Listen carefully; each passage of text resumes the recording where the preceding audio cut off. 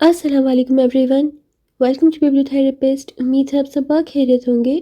آپ کے لیے پیش خدمت ہے عنکبوت، معرفت و محبت سب کو نہیں ملتی۔ از قلم نور راجپوت، قسط نمبر 21، پارٹ 8۔ رات کا سکوت پورے گھر میں چھایا ہوا تھا۔ مہمان واپس جا چکے تھے اور لانج میں خاموشی اور خالی صوفوں کی گونج کے سوا کچھ باقی نہ رہا تھا۔ فلک اور بانو تھک ہار کر صوفے پہ لیٹی ہوئی تھیں، بالکل ایسے جیسے وہ پہرا دینے کی ذمہ داری سے مطمئن ہو کر خود بھی خوابوں کی دنیا میں غرق ہو گئی ہوں۔ وہ دونوں جان بوجھ کر وہاں پڑی تھیں تاکہ فجر کہیں باہر نہ نکلے اور ولی اندر نہ آئے۔ فلک ظالم سماج کی طرح سختی سے اپنے فرائض نبھا رہی تھی، مگر تھکن کی شدت نے اس پر غلبہ کر لیا۔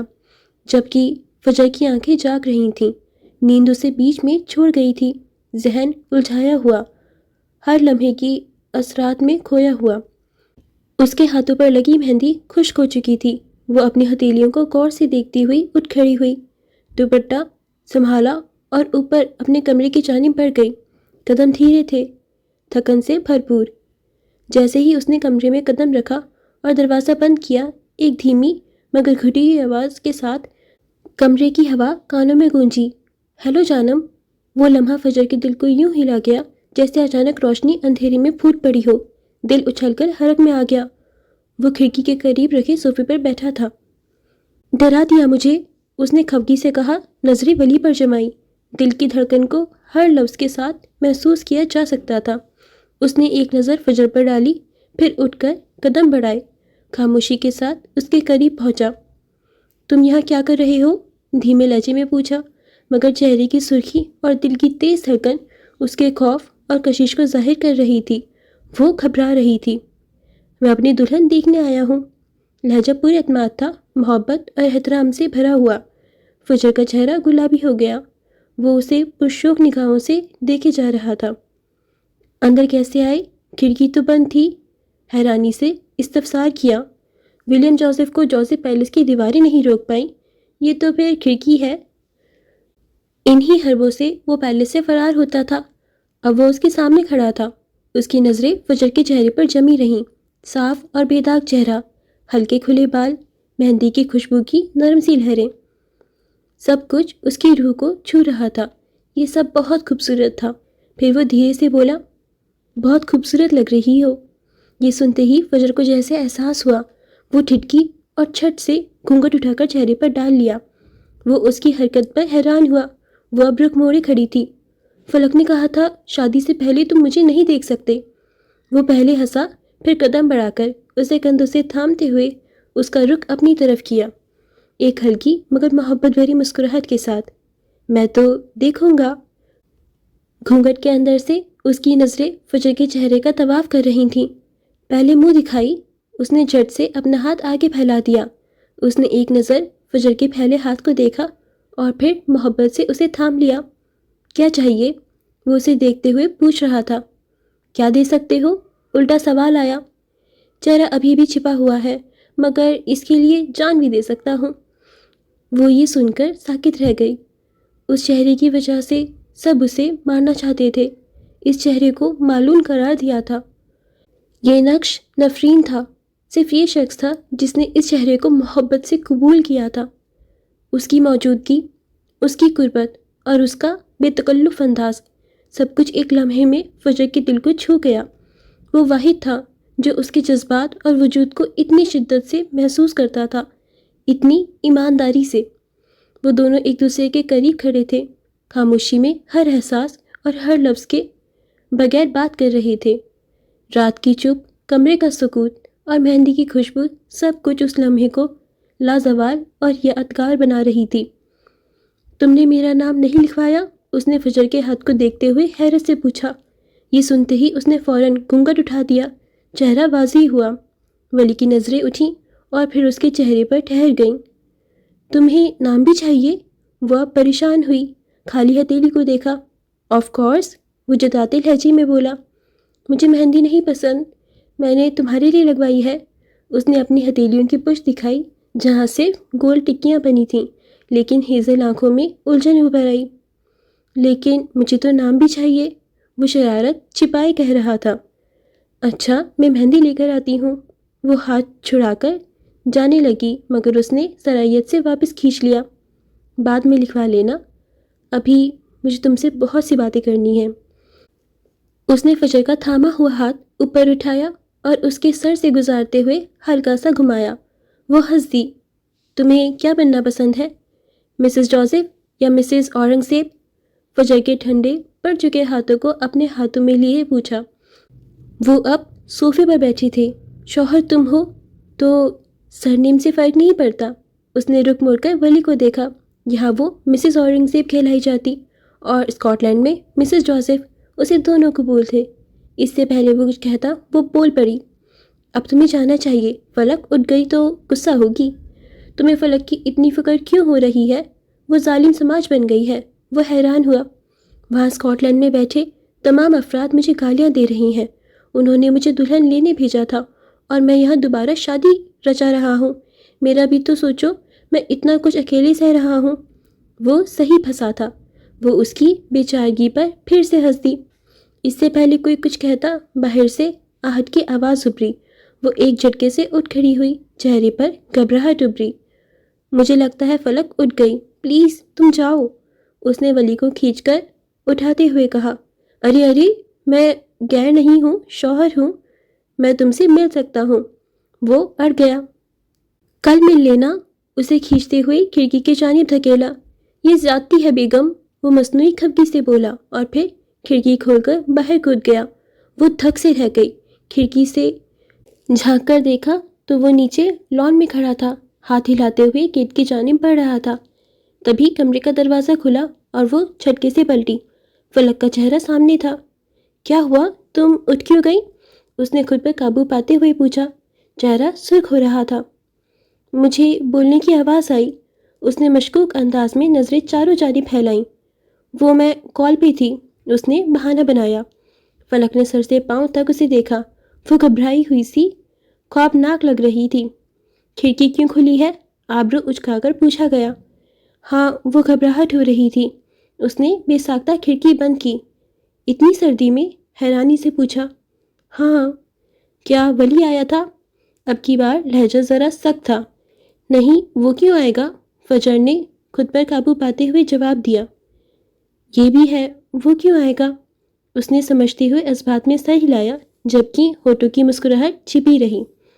ویسے اب تمہیں سو جانا چاہیے، کافی رات ہو چکی ہے۔ ہاں، میں بس چینج کرنے جا رہی ہوں، وہ تیزی سے کہتے باتھ روم کی جانب بھاگی جبکہ فلک اس کی حرکتوں پر بے ساختہ ہنس دی۔ اس نے دروازہ بند کر دیا۔ پاگل، وہ بڑبڑاتے ہوئے آگے بڑھ رہی تھی لیکن چہرے پر مسکراہٹ تھی۔ جوزف کی اولاد اس کے کڑے پہرے کے باوجود اپنی دلہن دیکھ گیا تھا۔ شام گہری ہو رہی تھی، رات کے سیاہ مخمل میں ڈھل چکی تھی۔ فارم ہاؤس کا وسیع و عریض لان روشنیوں کے سیلاب میں نہایا ہوا تھا۔ یوں لگتا تھا جیسے آسمان سے ستارے زمین پر اتر آئے ہوں۔ سفید اور سنہری رنگوں کے امتزاج سے کی گئی سجاوٹ میں نفاست اور وقار تھا۔ ہوا میں تازہ موتیے اور سفید گلاب کی بھینی بھینی خوشبو رچی ہوئی تھی جو ماحول کو مزید مسحور کن بنا رہی تھی۔ مگر ہال کے اندر کا منظر اس ظاہری چکا چوندھ کے برعکس تھا۔ جگمگاتے فانوس تلے بیٹھے مہمانوں کے چہرے پر اب خوشی سے زیادہ تھکاوٹ اور بیزاری کے آثار نمایاں تھے۔ نکاح کا مقررہ وقت گزرے گھنٹوں بیت چکے تھے۔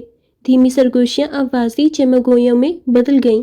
نکاح خواب ہی بے چینی سے بار بار اپنی گھڑی دیکھ رہا تھا اور ان سب سے بے نیاز اسٹیج پر رکھی کرسی پر وہ بیٹھی تھی، سرخ لباس والی دلہن جس کی ہیزل آنکھیں ساکت و جامد ہال کے داخلی دروازے پر جمی تھیں۔ وہ اپنے سربراہ کا انتظار کر رہی تھی۔ کئی گھنٹے گزر گئے تھے مگر وہ اپنی ضد پر قائم تھی۔ وہ بت بنی بیٹھی تھی، ایک خوبصورت سجے سورا بت جسے دیکھتے رہنے کو دل چاہتا تھا مگر جس کی خاموشی میں ایک طوفان قید تھا۔ لوگوں کی بڑھتی ہوئی باتیں فلک کے کانوں میں سیسا انڈیلنے لگیں۔ وہ مزید برداشت نہ کر سکی اور اس کی جانب بڑھی۔ وہ نہیں آئیں گے فجر، بہت دیر ہو گئی ہے۔ اس نے جھک کر اس کے کان میں سرگوشی کی۔ سفید فراک پر سرخ ویلویٹ کی شال ایک جانب گرائے وہ کسی مصور کا شاہکار لگ رہی تھی مگر اس وقت اس کے چہرے پر اپنی دوست کے لیے گہری تشویش تھی۔ وہ آ گئے تو؟ فجر نے آہستہ سے چہرہ اٹھا کر فلک کو دیکھا. اس کی آواز میں سوال سے زیادہ ایک یقین تھا. سرخ رنگ کا اس کا لہنگا دیکھنے سے تعلق رکھتا تھا. پیروں تک آتی لمبی قمیض اور نیچے گھیرے دار لہنگا. ہتھیلیوں کی پشت پر مہندی کی گہری سرخ رنگت. کھلے بال جنہیں نفاست سے پیچھے کیا گیا تھا. باریک سا نیکلس، کانوں میں چمکتے اسٹڈز اور اس کی پیشانی پر چمکتی ایک ننھی سی بندیا. ایسی دلہن فلک نے پہلے کبھی نہیں دیکھی تھی. اس کی روایتی سرخ رنگ میں بھی ایک جدید اور منفرد شان تھی. جب اس نے فجر کو تیار دیکھا تھا تو جانے کتنی ہی بلائیں لے ڈالی تھیں. ہال کے دوسرے کونے میں کھڑا ولی بے چینی سے کسی کو فون ملا رہا تھا. سفید شیروانی نے اس کے مغربی پن کو واضح کر دیا تھا. اس کے کتھئی بال، کتھئی روشن آنکھیں اور چہرے پر کتھئی ہلکی داڑھی اس سفید لباس میں مزید نمایاں لگ رہی تھی.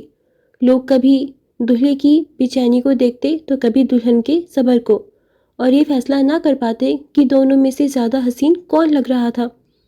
فجر کا اٹل یقین دیکھ کر فلک بے بسی سے اسبات میں سر ہلاتی ایک جانب ہو گئی. اس نے اپنا فون نکالا اور ایک نمبر ملایا. رئیس اورنگزیب کا نمبر. بار بار بیل جانے کے باوجود کال نہیں اٹھائی گئی تو اس نے کپکپاتی انگلیوں سے ایک پیغام ٹائپ کیا. اسے رسوا مت ہونے دیجیے گا، پلیز آ جائیں. کاش وہ آ جاتا، کاش وہ اس کی امید کا مان رکھ لیتا. دوسری جانب رئیس ہیڈ آفس کے سرد شیشے کی دیواروں والے کانفرنس روم میں وہی پیغام موبائل اسکرین پر روشن تھا. رئیس خالی نگاہوں سے اسے دیکھ رہا تھا. وہ جانا نہیں چاہتا تھا. وہ یوں پرسکون بیٹھا تھا جیسے اسے کوئی فرق نہیں پڑتا، مگر صرف وہ جانتا تھا کہ اس کا سکون کب کا برباد ہو چکا تھا. عروضہ اس کے دائیں جانب بیٹھی کچھ تفصیلات بتا رہی تھی، جبکہ کھڑکی کے قریب کھڑا مراد فون پر بات کر رہا تھا. دوسری جانب ولی تھا. انہیں کہیں پلیز آ جائیں، بس ایک بار. اس کی آواز میں التجا تھی. وہ فجر کو مزید ٹوٹتے ہوئے نہیں دیکھ سکتا تھا. ترنم بیگم کے بعد اب رئیس نہیں. چند لمحے گزرے، 1 2 3، اور پھر وہ ایک جھٹکے سے اٹھ کھڑا ہوا. اس کے یوں اچانک اٹھنے پر تفصیلات بتاتی عروضہ خاموش ہو گئی. اس نے رئیس کو دیکھا. اس کی آنکھوں میں ناقابل فہم خالی پن تھا. وہ خود کو کام میں مصروف رکھ کر اس شادی کے خیال سے بھاگنے کی کوشش کر رہی تھی، مگر ناکام ہو رہی تھی. اس سے پہلے کہ رئیس کچھ کہتا، مراد پلٹا. کیا تم چلو گی روز؟ اس نے سیدھا عروضہ سے پوچھا. عروضہ نے ایک گہری سانس لی اور لیپ ٹاپ کی اسکرین بند کر دی. اس سلطنت کے بادشاہ بھی آپ ہیں اور اس گھر کے سربراہ بھی آپ. رعایا کا خیال رکھنا اور اپنوں کا مان رکھنا آپ پر فرض ہے، مجھ پر نہیں. اس کی نظریں رئیس پر تھیں. آپ جائیں، مجھے کچھ ضروری کام نپٹانے ہیں. وہ اٹھ کھڑی ہوئی اور اپنا لیپ ٹاپ اٹھا کر کانفرنس روم سے باہر نکل گئی. رئیس نے مراد کی طرف دیکھا جس نے صرف اسبات میں سر ہلا دیا. وہ جانتا تھا اب اسے جانا ہی ہوگا.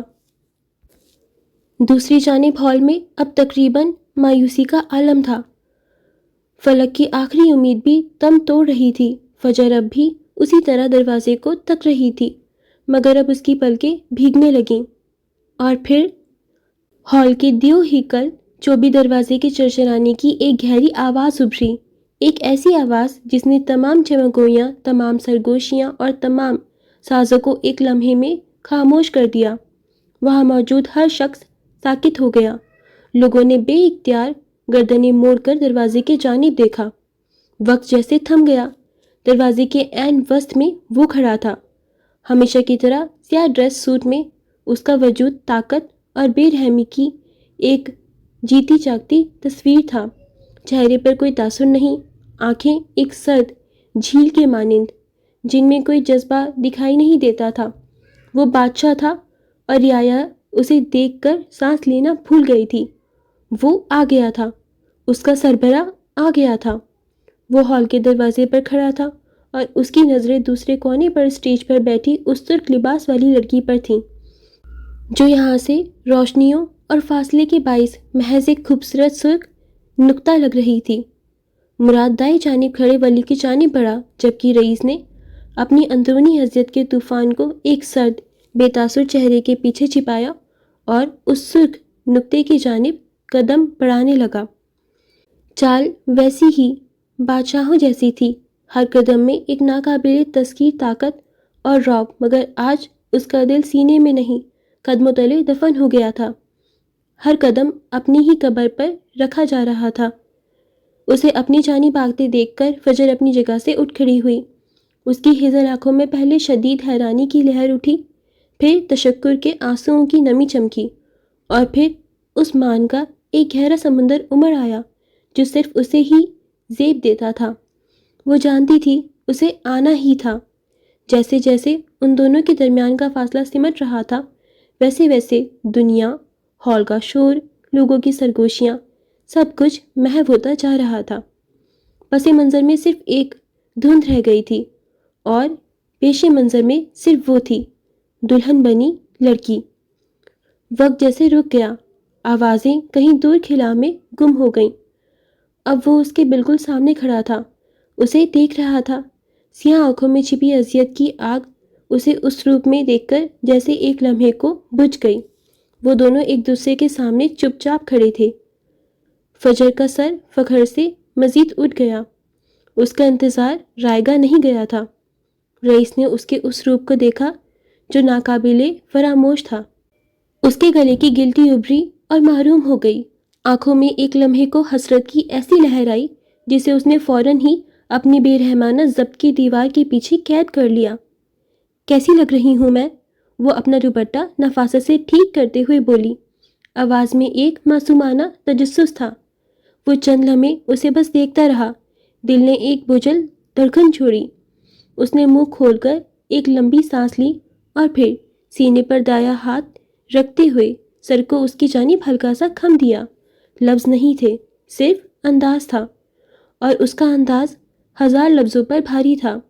وہ بے ساختہ نم آنکھوں سے ہنس دی، یعنی وہ پاس ہو گئی تھی۔ بہت دیر کر دی آپ نے، اب ہولے سے شکوہ کیا۔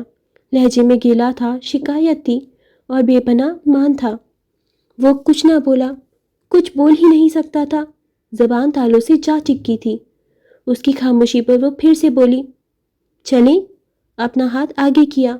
ہال کے درمیان میں نکاح کے لیے ایک چھوٹی سی فلورل سٹیج بنائی گئی تھی، جہاں درمیان میں سفید پھولوں کی ایک دیوار تھی اور دونوں جانب لمبے بینچ رکھے گئے تھے۔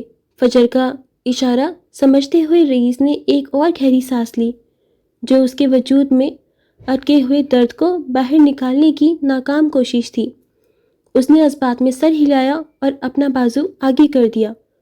وہ ایک قدم آگے بڑھی اور مضبوطی سے اس کے بازو کو تھام لیا۔ اب وہ ایک ساتھ کھڑے تھے، رئیس اورنگزیب اور فجر معراج۔ کئی کیمروں کی فلیش لائٹس نے اس تاریخی منظر کو قید کر لیا۔ سامنے فلورل سٹیج پر ولی کھڑا تھا۔ وہ انہیں اپنی جانب آتے دیکھ رہا تھا اور پھر دھیرے سے ہنس دیا۔ اس کی کتھئی آنکھوں کے گوشے بھیگ گئے۔ وہ گردن اکڑائے اپنے سربراہ کے ساتھ اس کی جانب آ رہی تھی۔ انتظار کرتا ہوا دولہا اپنے سربراہ کے ساتھ آتی دلہن، یہ منظر مکمل تھا۔ لوگ حیران تھے، ساکت تھے۔ تو اس کا انتظار کیا جا رہا تھا، رئیس اورنگزیب کا، اور یہ انتظار رائے گاہ نہیں گیا۔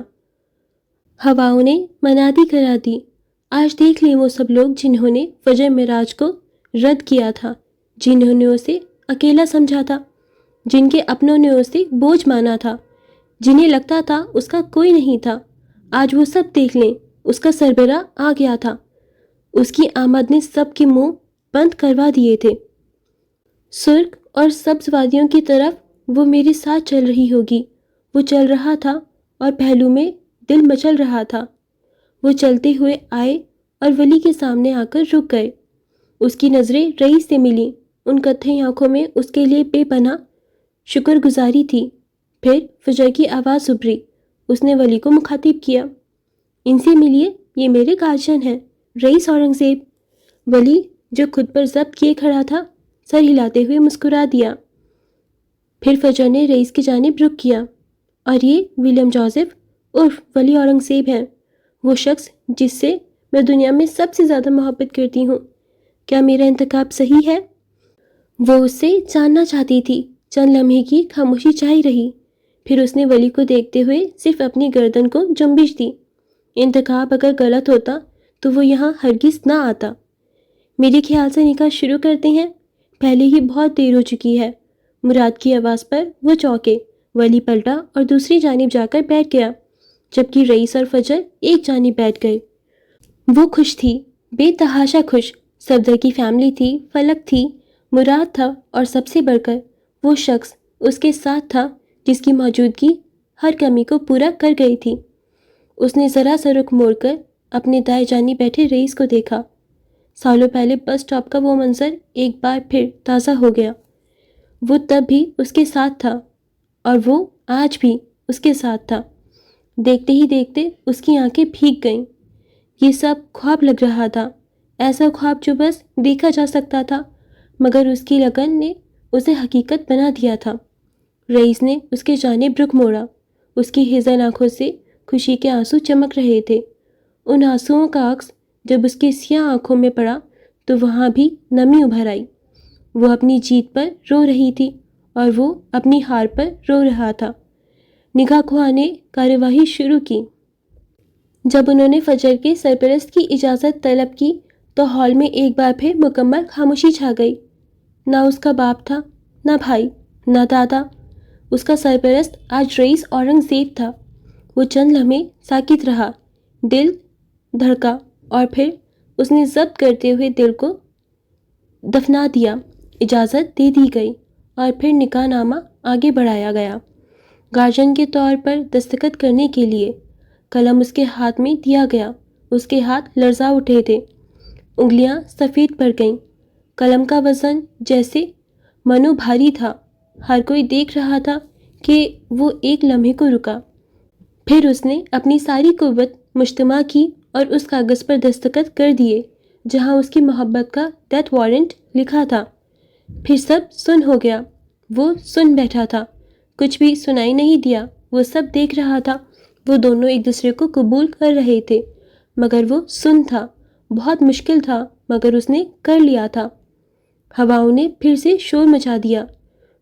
کوئی کھڑا رہنا سیکھے تو رئیس اورنگ زیب سے سیکھے، کوئی حکومت کرنا سیکھے تو رئیس اورنگ زیب سے سیکھے، کوئی محبت کرنا سیکھے تو رئیس اورنگ زیب سے سیکھے۔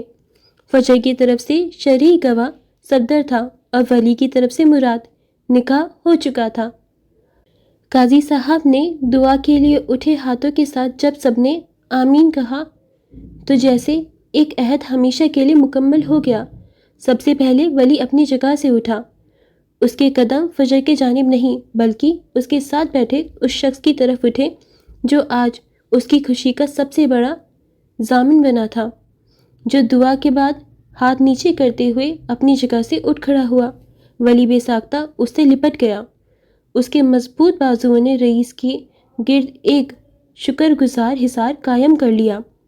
Thank you big B, thank you. اس کی آواز بھرا گئی۔ وہ کہیں نہ کہیں جانتا تھا کہ یہ صرف ایک شرکت نہیں تھی، یہ ایک قربانی تھی۔ جانے کتنی دیر وہ یوں ہی کھڑا رہا۔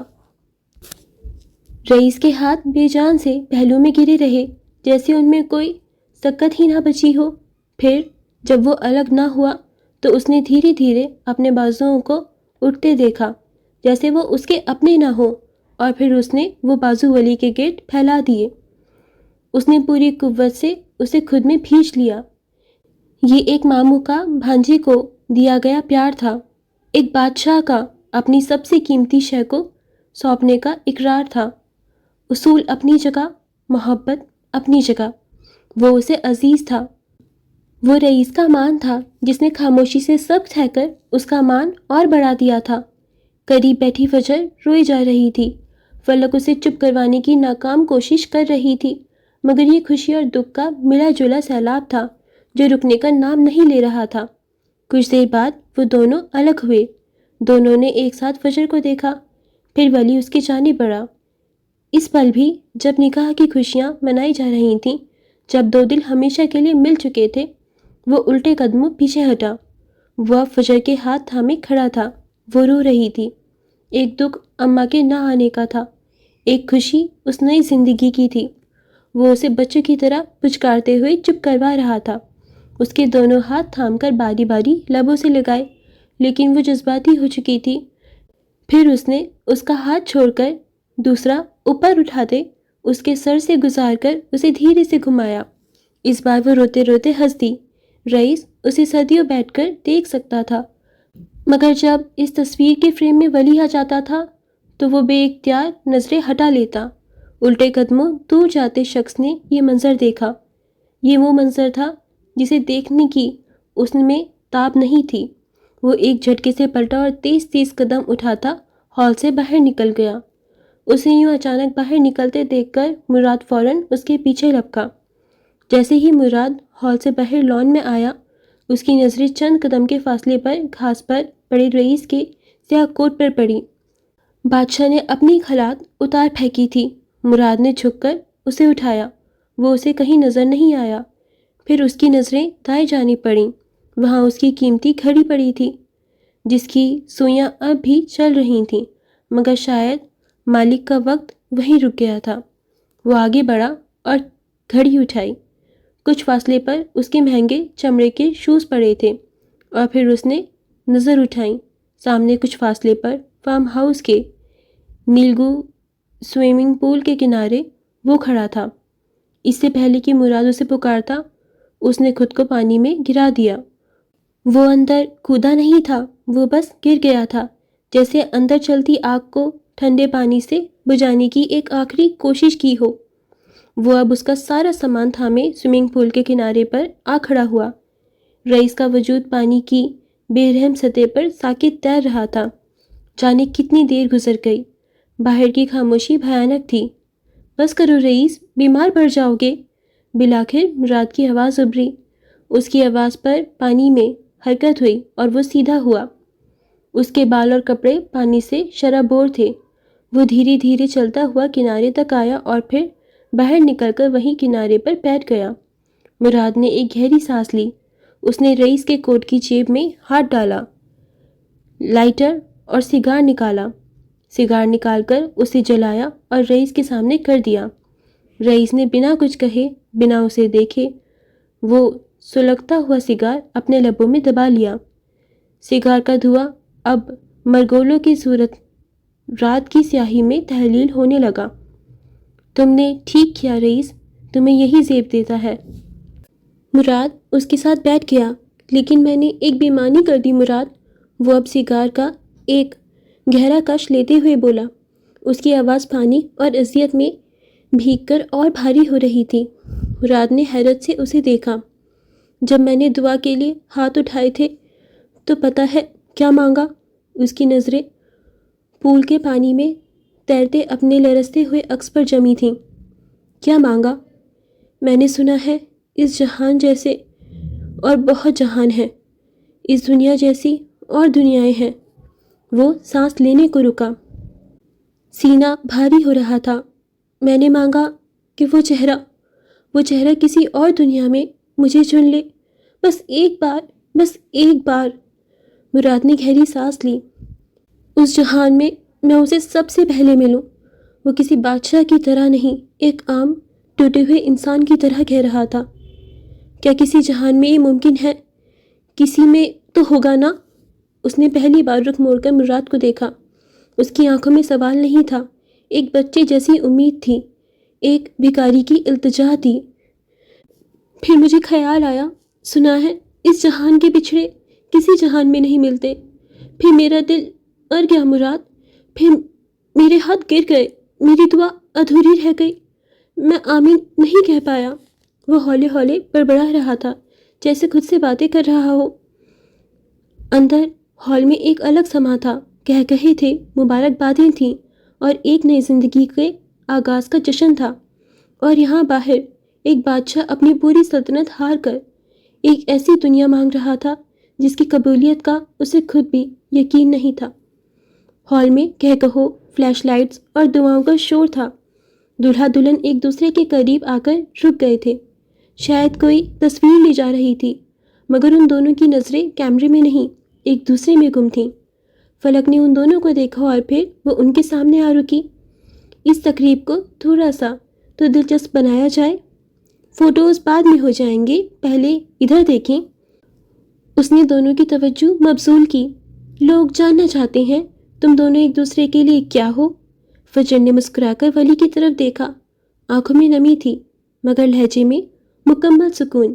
پھر وہ گہری سانس لیتے بولی، یہ میرے لیے گھر ہے، ایسا گھر جس کے دروازے پر کبھی تالا نہیں لگتا، جس کی کھڑکیوں سے روشنی اندر آتی ہے اور جہاں رات کے اندھیرے میں بھی خوف نہیں ہوتا۔ یہ وہ جگہ ہے جہاں میں واپس آتی ہوں، چاہے کتنی بھی دور نکل جاؤں، اس نے بنا کسی ہچکچاہٹ کے کہا۔ ہال میں لوگ چپ ہو گئے۔ ولی کے ہونٹوں پر ہلکی سی مسکراہٹ آئی۔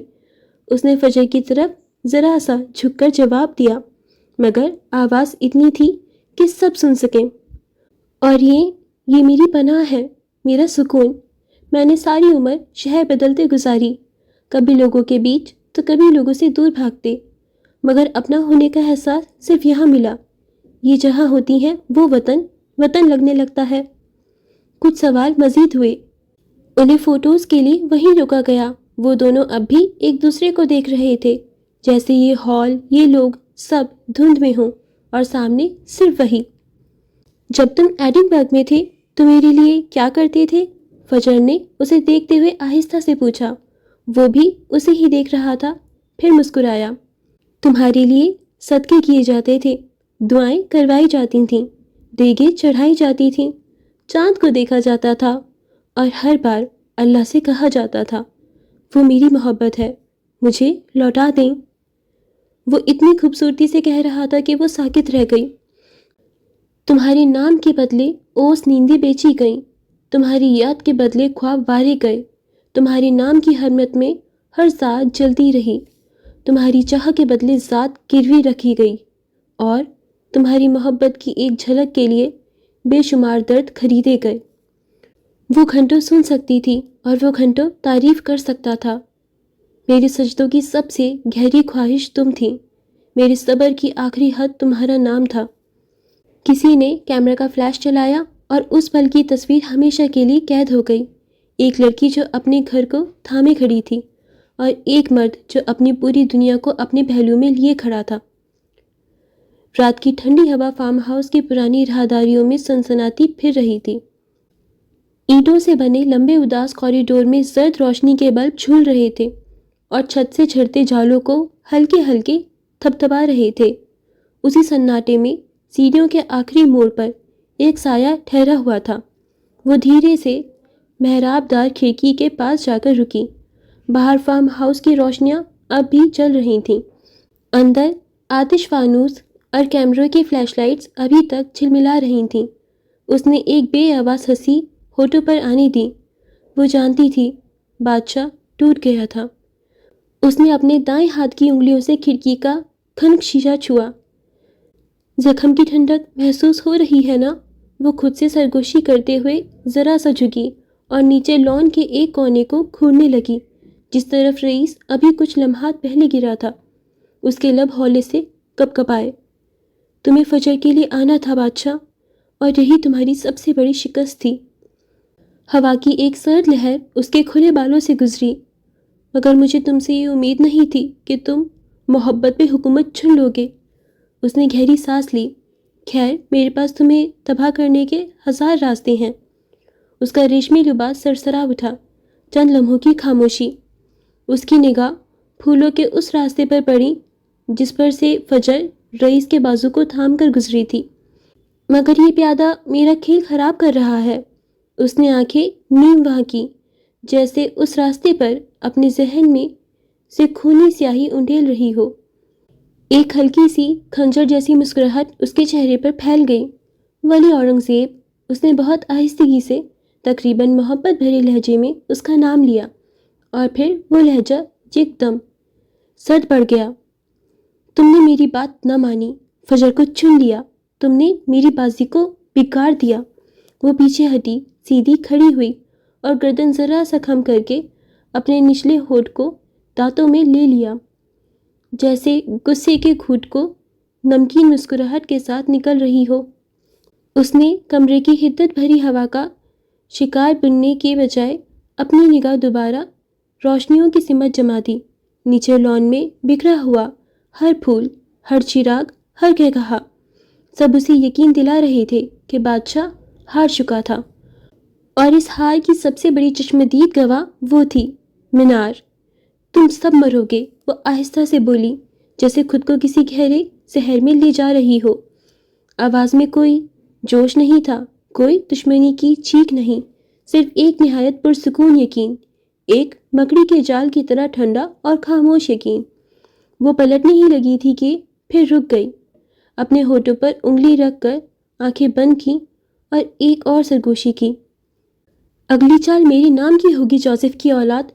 تم اپنا خسارہ تب سمجھو گے جب سب کچھ ہاتھ میں ہونے کے باوجود تمہاری مٹھی خالی نکلے گی۔ پھر وہ مکمل پرسکون انداز میں چلتی ہوئی تاریک راہداری کے جانب بڑھ گئی۔ اس کے پیروں کی آہستہ آہستہ پڑتی چاپ ایسے گونج رہی تھی جیسے کسی قدیم حویلی میں کوئی پرانی روح قدم بہ قدم اپنی حکمرانی کا آغاز کر رہی ہو۔ دور کہیں کوئی دروازہ ہلکا سا چرچرا کر بند ہوا۔ شکاری مکڑی نے ایک اور ڈور کھینچ دی تھی۔ یہ چند دن بعد کا منظر ہے۔ رئیس ہیڈ آفس کی فضا میں ایک مانوسیت سی گھل گئی تھی۔ فلک اب اس ماحول کا حصہ بن رہی تھی۔ ڈیزائنر روم جو شیشے کی شفاف دیواروں سے بنا تھا، اس کا نیا تخلیقی گوشہ تھا۔ یہاں دیواروں پر لگے سفید بورڈز پر اس پروجیکٹ کے کرداروں کے نام، ان کی خصوصیات اور ان سے جڑے زیورات کے خاکے پینوں سے لگے تھے۔ کمرے میں پھیلی کافی کی مہک اور دھیمی روشنی سوچنے اور لکھنے کے لیے بہترین تھی۔ وہ آج گہرے خاکی رنگ کا گرم سوٹ پہنے ہوئے تھی، جس پر اس نے ایک لمبا سیاہ کوٹ ڈال رکھا تھا۔ پاؤں میں گرم جوتے اور گلے میں لپٹا اسکارف اسے سردی سے بچا رہا تھا۔ جب وہ گہرائی سے سوچتی تو بے دھیانی میں اپنے قلم کا سرا ہونٹوں سے لگا لیتی۔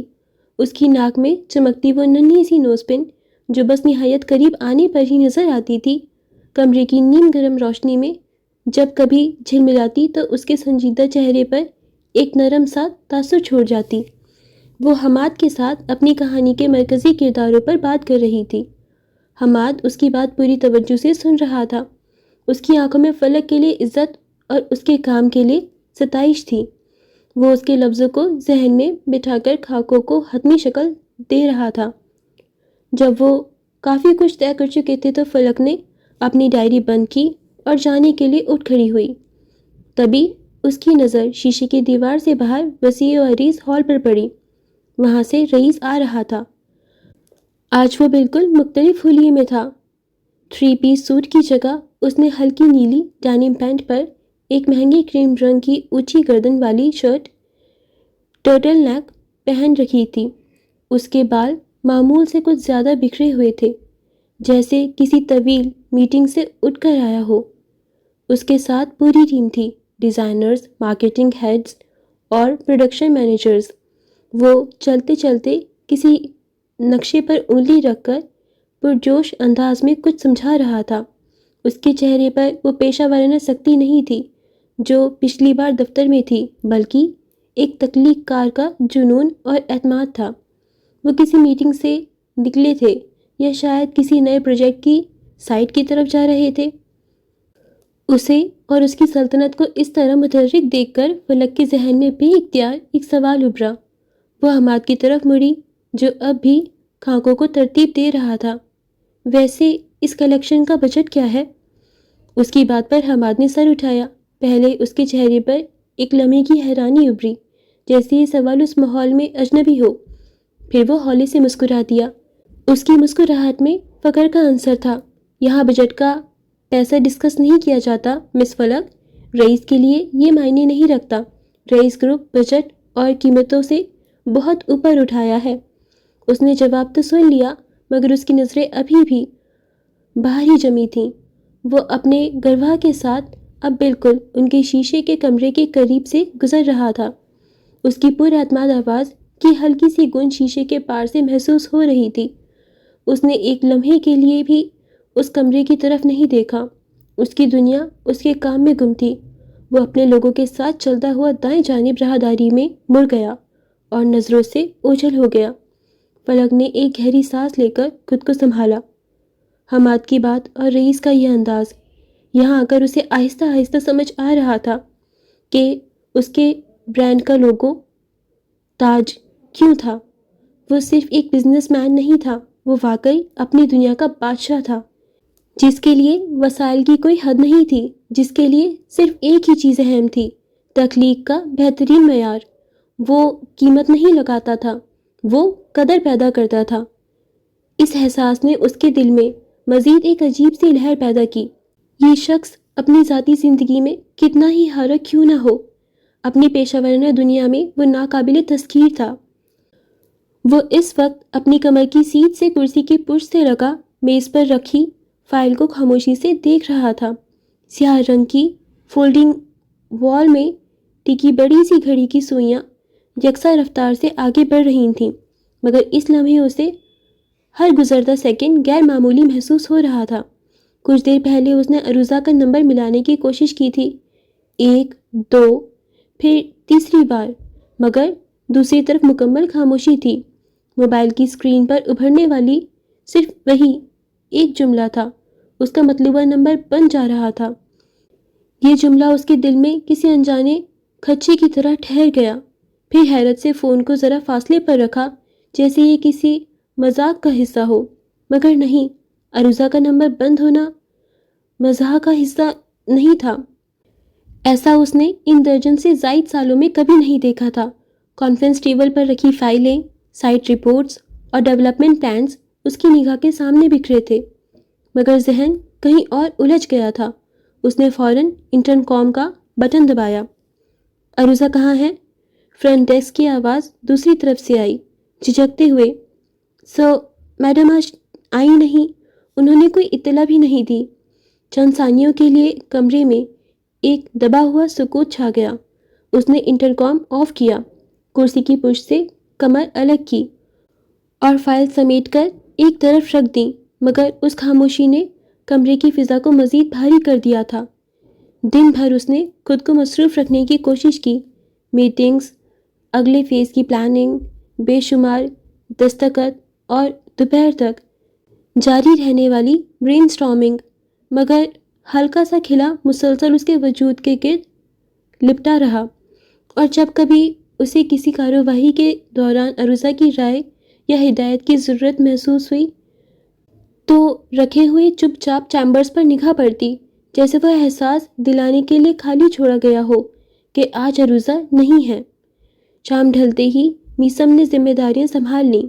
وہ ہر رپورٹ رئیس کے سامنے لا کر رکھتا، ہر فائل سے متعلق مختصر مگر درست بریف دیتا۔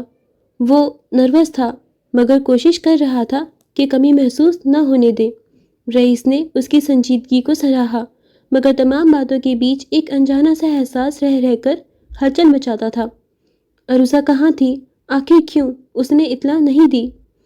رات نے آہستہ آہستہ اپنے پر پھیلا دیے۔ ہیڈ آفس رات کے سناٹے میں بھی سانس لیتا محسوس ہو رہا تھا۔ پوری عمارت میں مدھم روشنیوں کا جال بچھا تھا، جس میں کام کی تھکن اور ذمہ داریوں کی خوشبو کھلی ہوئی تھی۔ تمام فلورز پر پھیلے گلاس وال کمرے، راہداریوں میں جھلملاتی اسٹریٹ لائٹس اور مسلسل چلتے سسٹمز کی مدھم گوں گوں، ایسا لگتا تھا جیسے یہ سرزمین دن کے اختتام کے باوجود اب بھی مکمل طور پر بیدار ہو۔ وہ اب ایک بار پھر اپنی میز پر موجود تھا، اپنے آفس میں۔ کوٹ کی آستین تھوڑی سی موڑی، میز پر رکھی گھڑی پر نگاہ ڈالی۔ رات کے 9:45 بج رہے تھے۔ اچانک لفٹ کی ٹرن کی آواز ہلکی سی بازگشت کے ساتھ ابھری۔ اس نے سر اٹھایا۔ چند لمحوں بعد لفٹ کا سلائڈ ہوتا ہوا دروازہ کھلا اور میثم اندر داخل ہوا۔ اس کے ہاتھ میں چند فائلز تھیں اور پیشانی پر خاموشی اور الجھن کے آثار پھیلے ہوئے تھے۔ یہ پہلا موقع تھا جب وہ براہ راست رئیس کے پرسنل آفس میں آیا تھا، 10 سالوں میں پہلی بار۔ اس کے قدم موقر اور ہلکے تھے۔ وہ آہستگی سے آگے بڑھا اور میز کے قریب آ کر احترام سے خاموشی اختیار کر گیا۔ رئیس نے سانس دبا کر سر اس بات میں ہلایا۔ میثم نے تازہ رپورٹ سامنے رکھی اور مختصر طور پر سائٹس کی اپڈیٹ دینے لگا۔ اس کی آواز دھیمی تھی، مگر ہر لفظ نپا تلا۔ اس نے خاموشی سے سنا، سوالات کیے اور ایک دو اہم فیصلوں پر مختصر نوٹس دیے۔ سب کچھ بظاہر معمول کے مطابق تھا، مگر کمرے میں کوئی انجانی سی بے چینی تھی۔ آخر میں میسم نے اجازت لینے کے لیے ہلکا سا سر جھکایا، فائلز سمیٹنے لگا اور آہستہ آہستہ پلٹ گیا، مگر جب وہ چند قدم چل چکا تو ٹھٹک کر رک گیا، جیسے کسی نے اس کے قدموں سے فرش کھینچ لیا ہو۔ رئیس کے ماتھے پر ایک ہلکی سی شکن پڑی۔ کچھ کہنا ہے؟ وہ اس کی بے چینی پچھلے 15 منٹ سے محسوس کر رہا تھا۔ میسم نے لمحہ بھر خاموشی کے بعد گہری سانس لی، اپنی خشک ہوتی زبان کو حلق میں گھمایا، پھر احتیاط سے بولا، مجھے آپ سے کچھ ضروری بات کرنی ہے باس۔ رئیس نے آبرو سوالیہ انداز میں اٹھا دی۔ کرسی کی پشت سے وہ ذرا سا سائڈ ہوا، آنکھوں میں سرد تجسس۔ بولو۔ میسم نے ایک نظر جھکائی، جیسے لفظ چنے جا رہے ہوں، پھر کسی ہمت کو جمع کر کے دھیرے سے کہا، یہ عروضہ سے متعلق ہے۔ ایک لمحے کو فضا جیسے تھم گئی، اس کے الفاظ کمرے میں کسی دھیمی دستک کی طرح گونجے۔ رئیس کے ہونٹ ایک لمحے کو سخت ہوئے، مگر اس نے فقط اسبات میں سر ہلایا۔ کہو۔ میسم نے گھبراہٹ کے باوجود بات مکمل کی۔ مجھے یہ کہنا تو نہیں چاہیے، مگر میڈم عروضہ آج کل کچھ عجیب سا برتاؤ کر رہی ہیں۔ وہ پہلے جیسا کام نہیں کر رہی۔ کئی سائٹس انہوں نے کئی دنوں تک وزٹ نہیں کی، اور کچھ جگہوں پر واکنگ میں تاخیر ہوئی ہے۔ کئی جگہ پر سیکیورٹی اپڈیٹ نہیں ہوئی۔ میں نہیں جانتا ایسا کیوں ہے، لیکن ان کی ذرا سی بے خبری بہت بڑا نقصان کروا سکتی ہے باس۔ اس نے آخری جملہ دھیمی مگر پوری سچائی کے ساتھ کہا اور سر جھکا لیا۔ رئیس نے بہت آہستگی سے کرسی پر مدھم سا زاویہ بدلا۔ اس کے چہرے پر سطحی سا سکون تھا، مگر آنکھوں میں ایک خاموش سا لوہا اتر آیا۔ وہ بہت دھیرے، نمکین سرد لہجے میں بولا، تم جانتے ہو تم کیا کہہ رہے ہو اور کس کے بارے میں کہہ رہے ہو؟ میسم بدستور سر جھکائے کھڑا رہا۔ اس کی آواز میں اس بار ہلکی سی لرزش شامل تھی۔ جی باس، جانتا ہوں، میں میڈم عروضہ کی وفاداری پر قطعاً شک نہیں کر رہا، مگر رئیس گروپ میرے لیے سب کچھ ہے۔ بس مجھے لگا شاید وہ اپنی طرف سے کسی پریشانی میں ہے، لیکن ٹھیک ہے۔ اس نے میسم کی بات درمیان میں کاٹ دی۔ آواز میں جذبات نہیں تھے، صرف ایک حتمی نکتہ۔ تم جا سکتے ہو۔ میسم نے سر اسبات میں ہلایا، خاموشی سے مڑا اور اسی احترام کے ساتھ واپس لفٹ کی طرف چل پڑا۔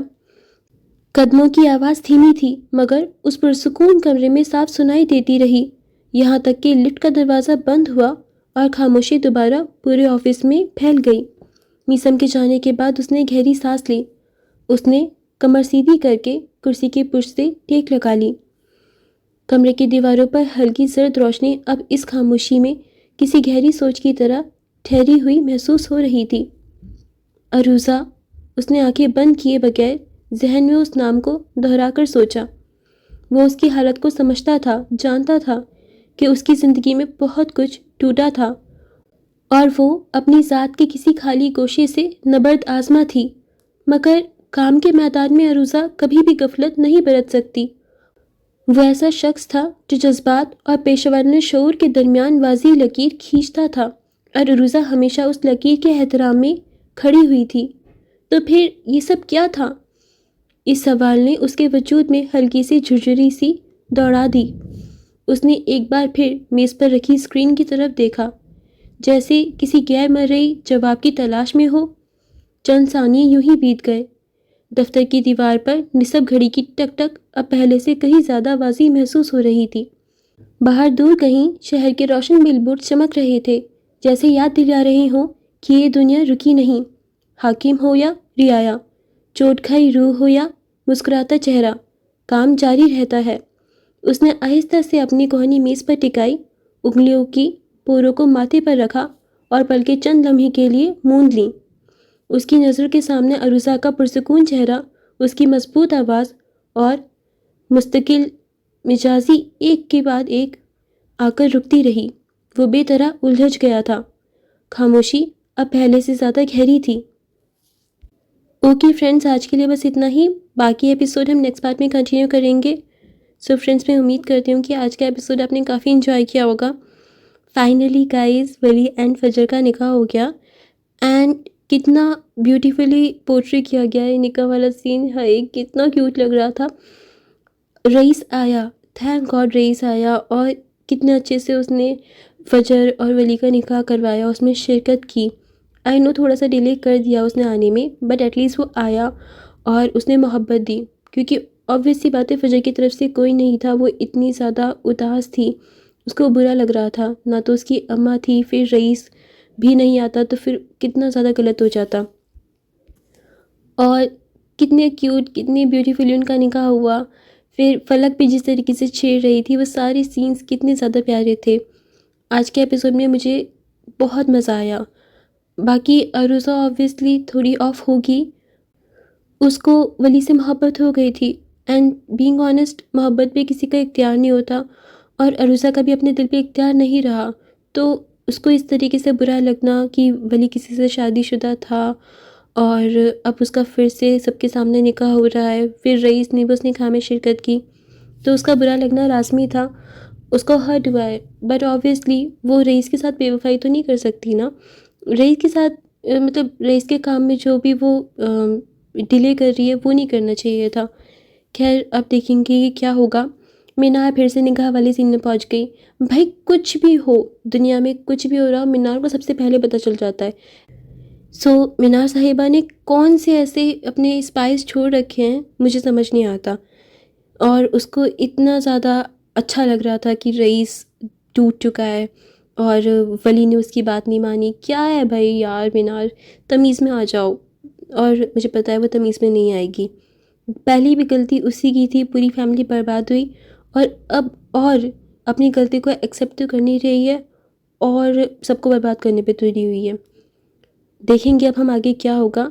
سو فرینڈز, اب ہم ملیں گے نیکسٹ پارٹ میں. تب تک کے لیے اگر آپ نے ہمارے چینل کو سبسکرائب نہیں کیا تو پلیز جلدی سبسکرائب کر لیجیے, اور ویڈیو کو لائک کر دیجیے, اپنے فرینڈز اینڈ فیملی کے ساتھ بھی شیئر کر دیجیے.